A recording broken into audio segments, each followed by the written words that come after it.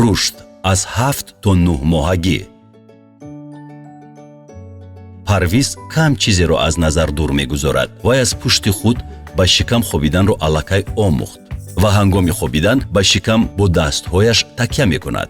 این به او امکان می‌دهد که به بازیچه‌های دلخواه برسد و در سطح هموار آهسته آهسته حرکت کند. وی نشستن را آموخته است و از این رو می‌تواند با آسانی کتابی را ورق زند که آن صدا و روشنی می‌دهد. وی در یک وقت با آسانی دو بازیچه را می‌گیرد، آنها را می‌سنجد، می‌آموزد که چگونه آنها آواز می‌برند. حالا پرویز بازی‌های گوناگون را از خود می‌کند و بیشتر معاشرت می‌کند. وی با خوردن خوراک‌های سخت و آموختن ذوق‌های نو شروع می‌کند، گرچند که در اول به آنها شبهه داشت. وقتی که مادرش در پیش نظرش است، خود را بهتر حس می‌کند و به بیگانگان پورا باور نمی‌کند. وی آوازی بلند می‌برد و می‌خندد، اما وقتی که چیزی را قناعت نمی‌کند، نه کمتر از یک بار اعتنا می‌کند.